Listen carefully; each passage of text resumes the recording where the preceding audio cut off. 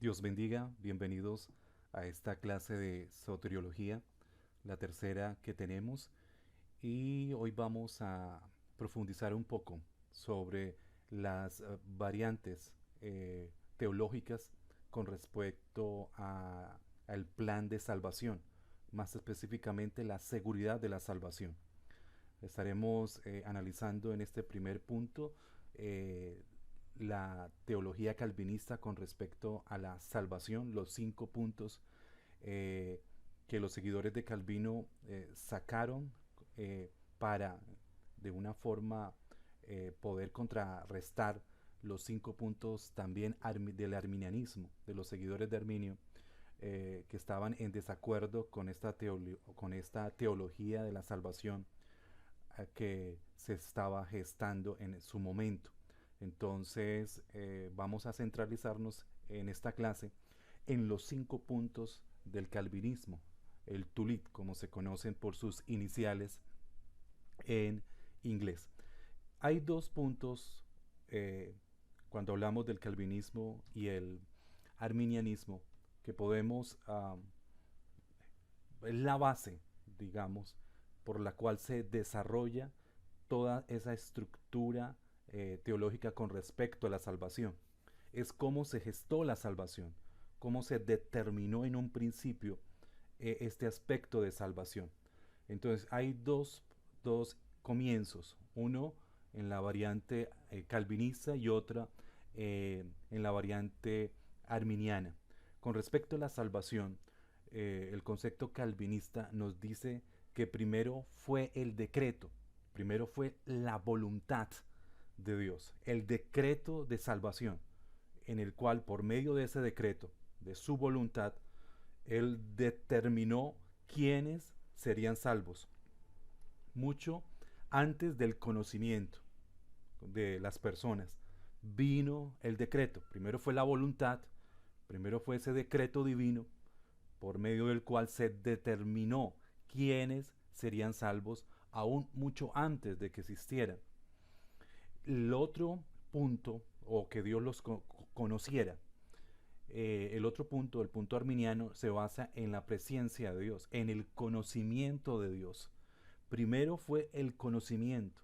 Dios sabía quiénes serían salvos, sabe quiénes se salvan, dando cumplimiento a su voluntad. Entonces, desde el punto de vista arminiano, primero es el conocimiento.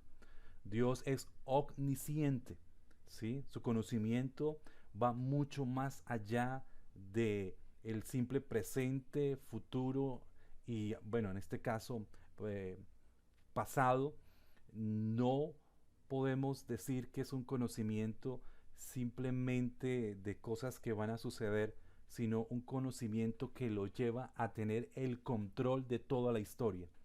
Entonces, primero se dio el conocimiento, y por medio de ese conocimiento anticipado que Dios tenía, sí, y que tiene, perdón, sabe por medio de su comportamiento, de las acciones de cada persona, sabe quiénes lo van a aceptar y quiénes lo van a rechazar, pero sin inducir la voluntad de cada uno de ellos, sino por medio de esa conciencia anticipada o ese conocimiento anticipado que Dios tiene de todas las cosas. Entonces reitero, Dios sabe quiénes se salvan dando cumplimiento a su voluntad. Ese es el concepto arminiano. Concepto calvinista se basa en la voluntad. Primero fue el decreto, ¿sí? Primero fue ese decreto divino en el cual Dios dice, bueno, quiénes se van a salvar y quiénes no se van a salvar. Determina quiénes se salvarán.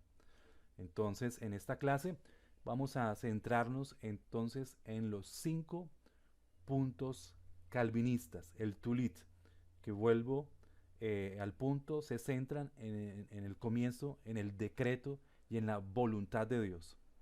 Entonces, esto sucedió en 1610, cuando hubo esta diferencia, ¿no? Donde Arminio no aceptaba lo que se estaba desarrollando con respecto doctrinalmente en, la, en los reformadores con respecto a la salvación.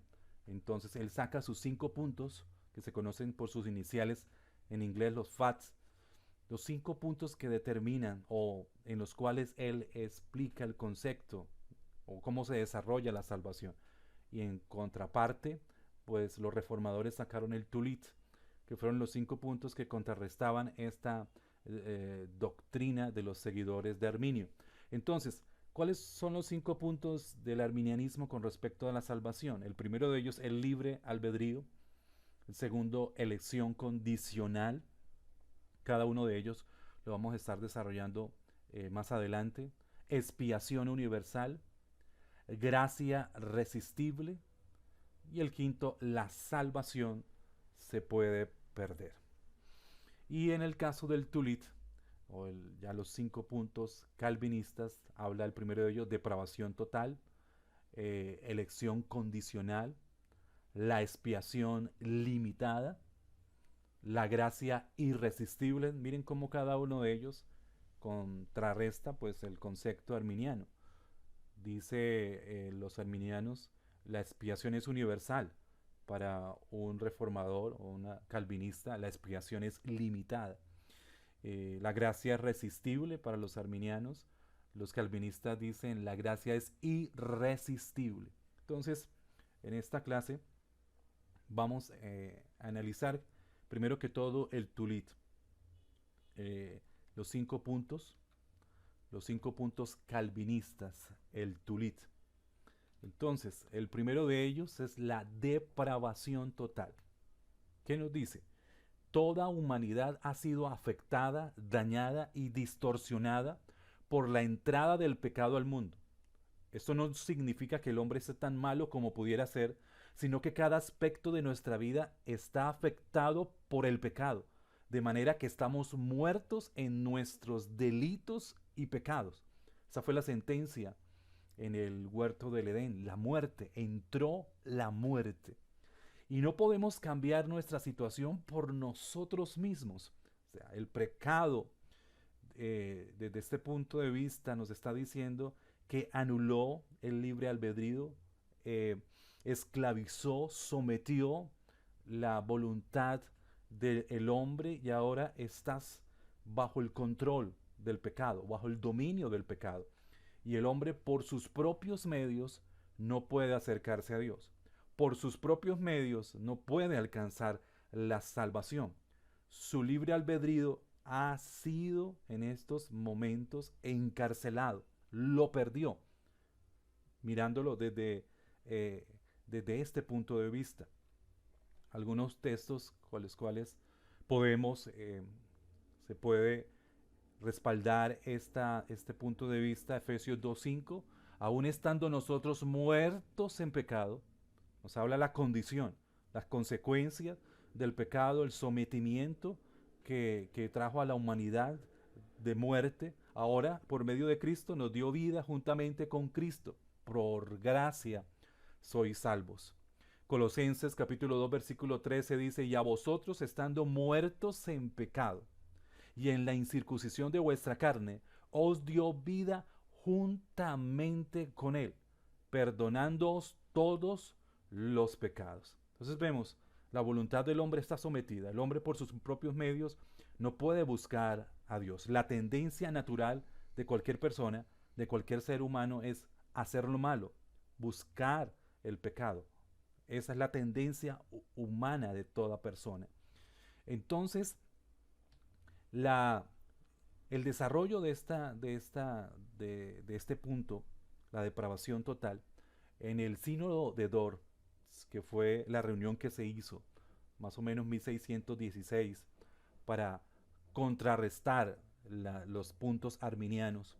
Allí se forma ese canon de Dort, donde dice con respecto a este primer punto: por consiguiente, todos los hombres son concebidos en pecado y al nacer como hijos de ira, incapaces de algún bien saludable o salvífico. O sea, por sus propios medios, el hombre no puede buscar la salvación, e inclinados al mal, muertos en pecados y esclavos del pecado, y no quieren ni pueden volver a Dios. ni corregir su naturaleza corrompida. Esto es totalmente de acuerdo. Ninguna persona por sus propios medios puede corregir su naturaleza corrompida por el pecado, ni por ellos mismos mejorar la misma, sin la gracia del Espíritu Santo, que es quien regenera. Entonces, el hombre está totalmente sometido al pecado. Su voluntad ha sido sometida, ¿sí? Y por sus propios medios no puede buscar de Dios. La única forma es que Dios se vuelva a ellos y por medio del Espíritu Santo, la gracia sobrenatural de la obra del Espíritu Santo, alguien puede ser regenerado, puede ser transformado. Y esa naturaleza de pecado puede ser quitada o sometida, ¿sí? En el hombre. Entonces, este es el primer punto eh, del Tulit, de los 5 puntos calvinistas: depravación total. El hombre, el pecado, tocó cada una de las áreas de su vida y necesita, la única salida es que Dios se acerque a él, que Dios, por su gracia y misericordia y la obra del Espíritu Santo, esta persona pueda ser transformada y regenerada. El segundo punto, que ya empieza un poco a entrar en ciertos debates, es la elección incondicional. Elección incondicional. ¿Qué nos dice? Dios elige a quien Él quiere elegir.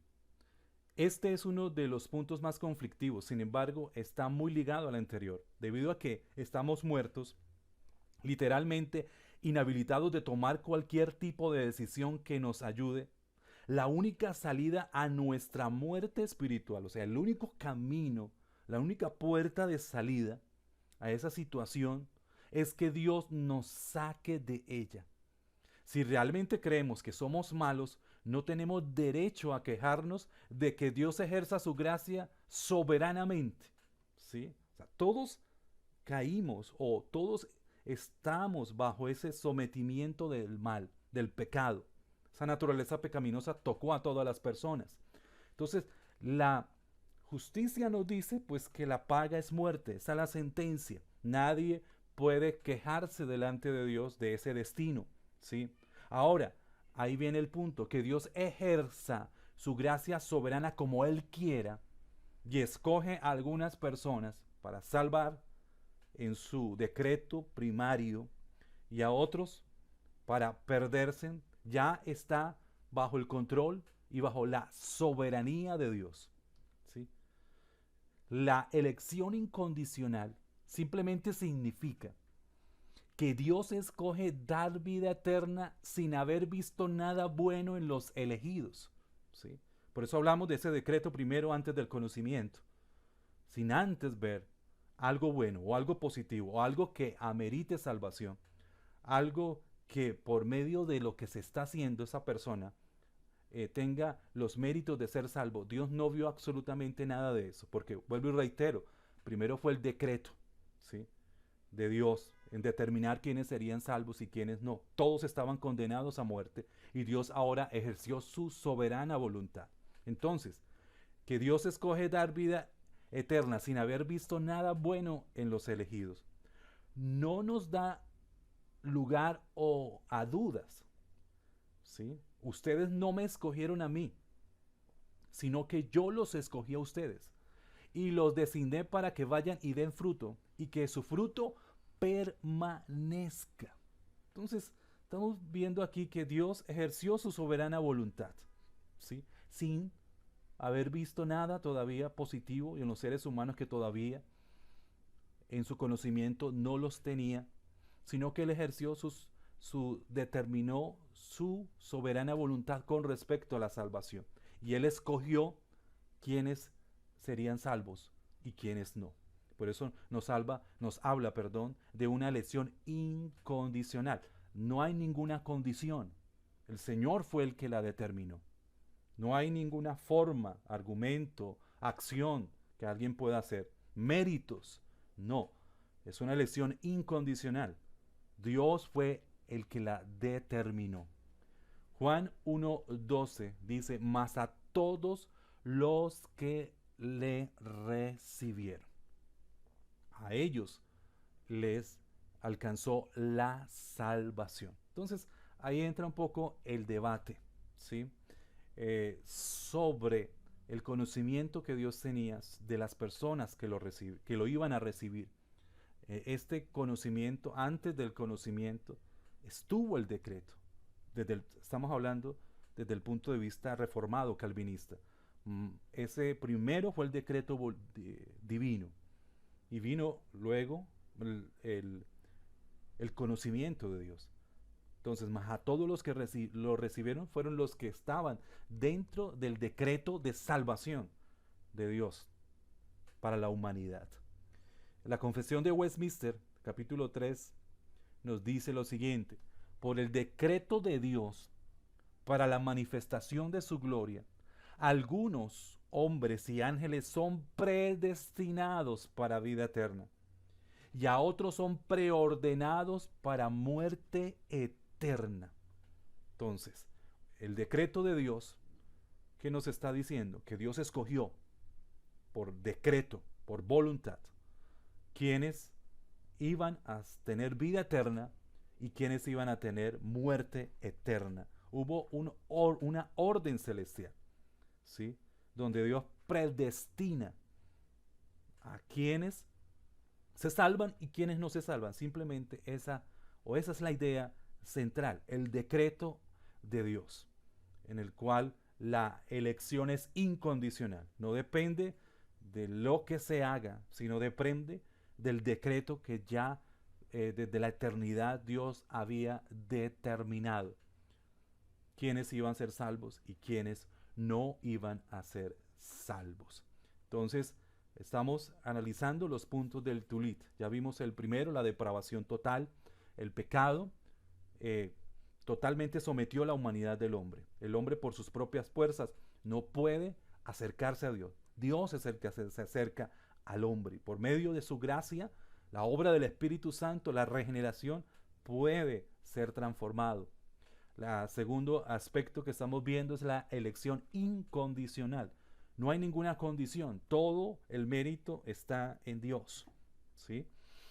Entonces, desde el punto de vista calvinista, el decreto de Dios, la orden de Dios, determinó, antes de Dios conocer las cosas buenas o malas que alguien podía hacer, ese decreto determinó quiénes iban a ser salvos y quiénes no iban a ser salvos. El tercer aspecto entonces va complementando el uno y el otro. Si la elección es incondicional, entonces estamos hablando de que la expiación, la muerte de Cristo fue limitada. ¿En qué sentido? La muerte de Cristo paga por todos los pecados de los que han sido elegidos. La expiación de Cristo, la muerte de Cristo va a ser solo efectiva sobre aquellos que han sido predestinados, sobre aquellos que han sido elegidos. El perdón de los pecados está disponible para todos los pecadores, pero solo paga por aquellos que el Padre ha predestinado desde la fundación del mundo. O sea que el perdón de los pecados realmente se hace efectivo, se concreta sobre aquellos sobre los cuales el decreto de predestinación de salvación fue determinado. Solo para ellos es que se hace efectivo el perdón de los pecados.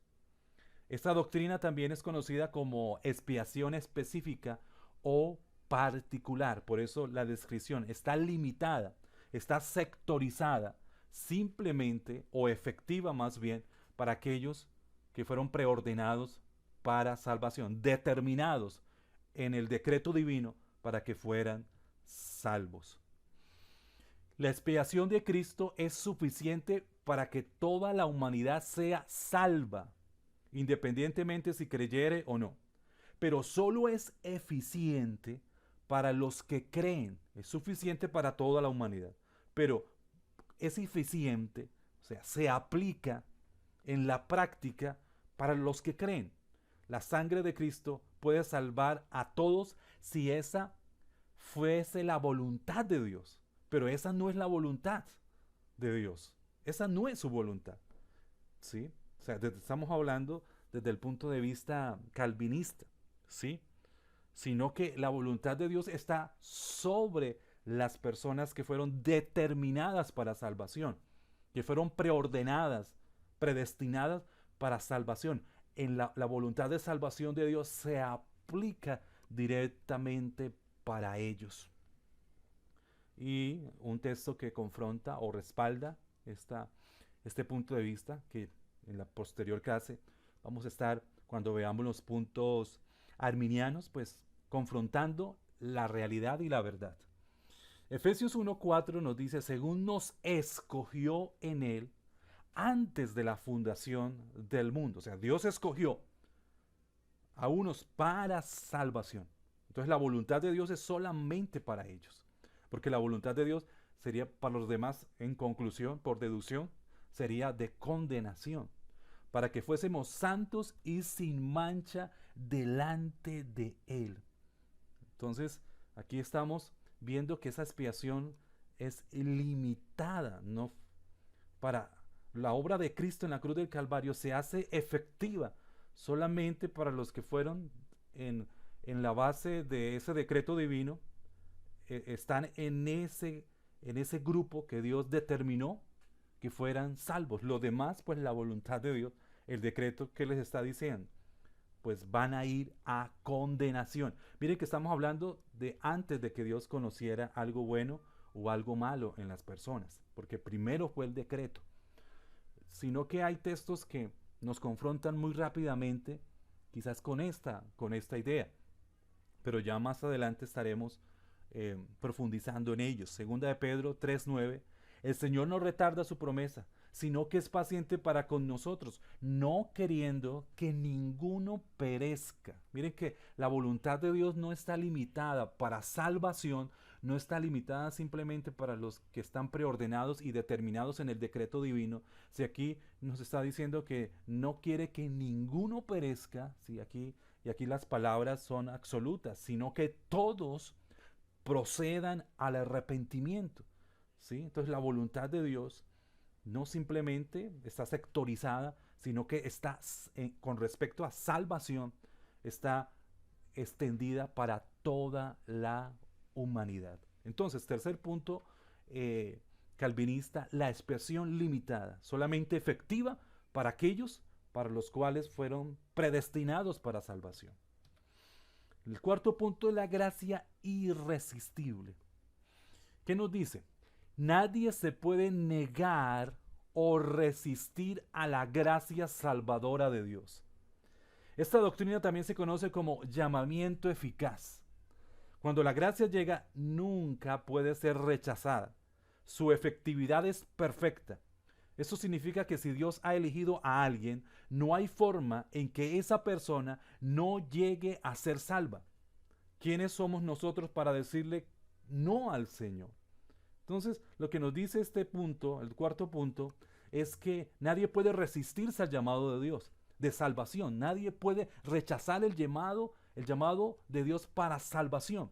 ¿Por qué? Porque ya está en el decreto divino de que esa persona fue preordenada, predestinada para salvación. Entonces, esa gracia irresistible es irresistible. Nadie la puede rechazar porque la voluntad de Dios siempre se va a cumplir. Los decretos y lo que Dios quiere hacer siempre se va a cumplir por encima de cualquier circunstancia. Entonces el hombre no puede rechazar este llamado de salvación si está dentro del grupo que fue preordenado para salvación. Para ellos la gracia es irresistible. No puedo rechazar ese llamado de salvación si estoy dentro del grupo que fue predestinado para salvación. La Confesión de Fe de Westminster, en el capítulo 10, dice lo siguiente: todos los que Dios predestinó para vida, entonces la otra contraparte también es real, los que predestinó para condenación no están dentro de esta cláusula. Entonces, todos los que Dios predestinó para vida, y solo esos, solo ellos, Él se place en su tiempo llamar efectivamente por su palabra y el Espíritu. O sea, si alguien está preordenado, predestinado, el decreto está dentro del decreto divino, durante toda su historia de vida, va a llegar en un momento en que Dios lo va a llamar, que Dios lo va a convocar. Y ese llamamiento y esa gracia que se acerca, porque el concepto es, Dios, el hombre no puede volverse a Dios.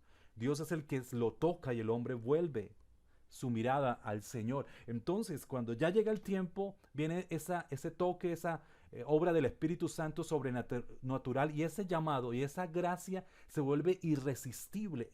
Esa persona no puede rechazar ese llamamiento que Dios le está haciendo porque está dentro del decreto de salvación.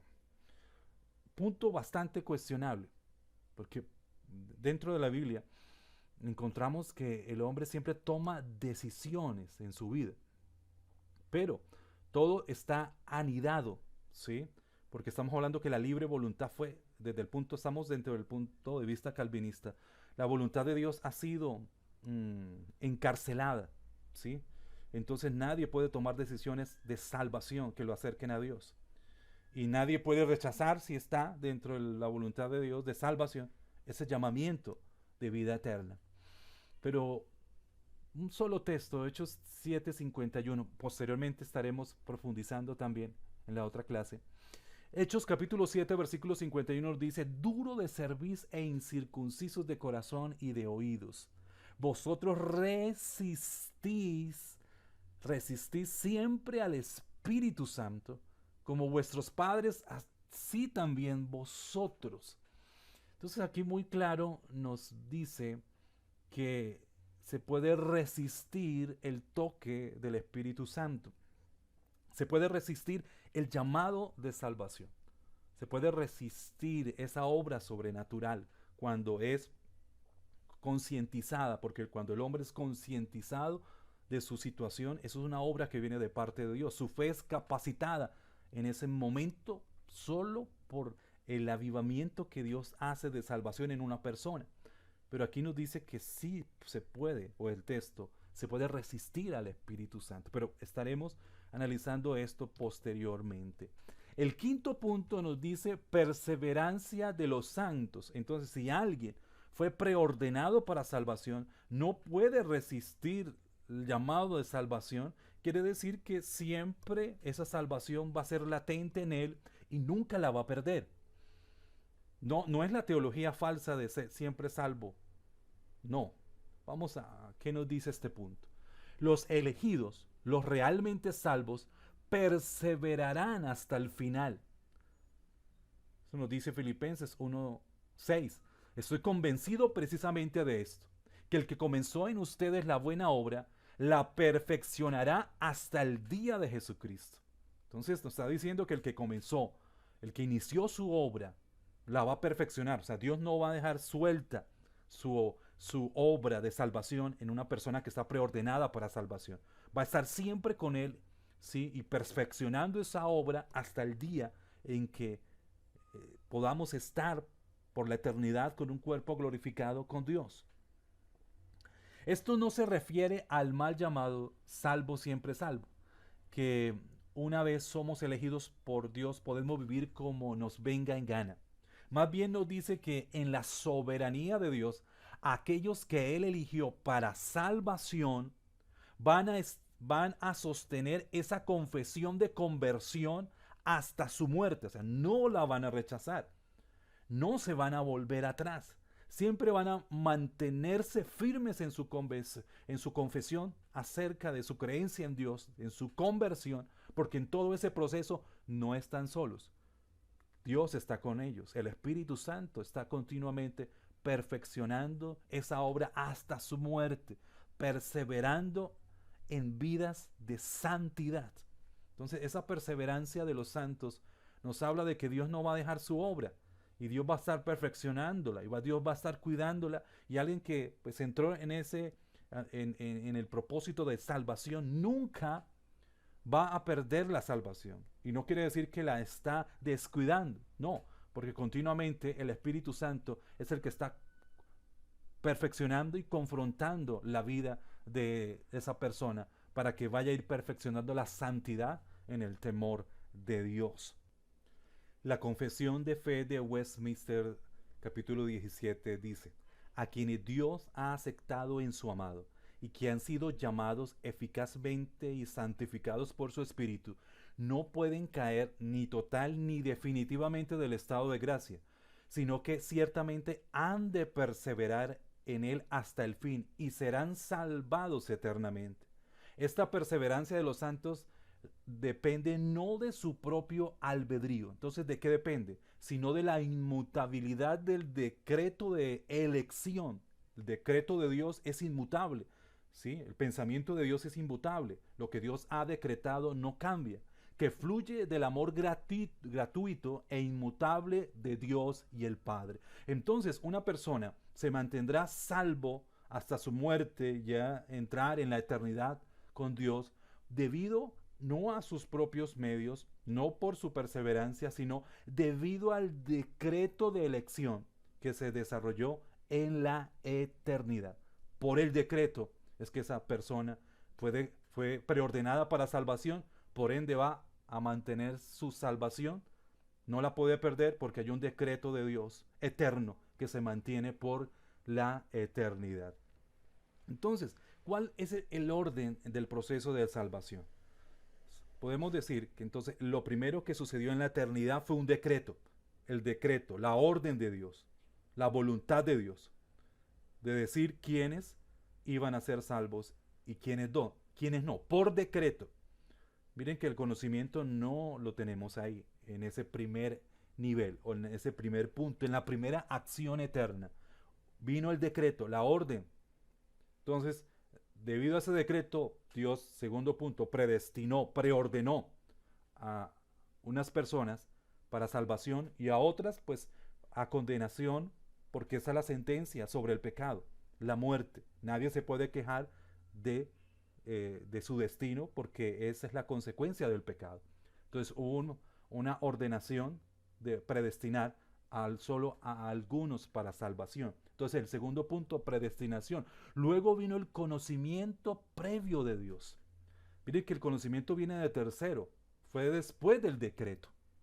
Luego vino entonces ya el proceso de salvación, viene el conocimiento de Dios, luego Dios llama a la persona, debido a ese decreto, ese llamamiento es irresistible, viene el proceso de regeneración, la persona se arrepiente, viene esa fe para creer en Jesús, viene el proceso interno de justificación, ¿sí? Estamos hablando todo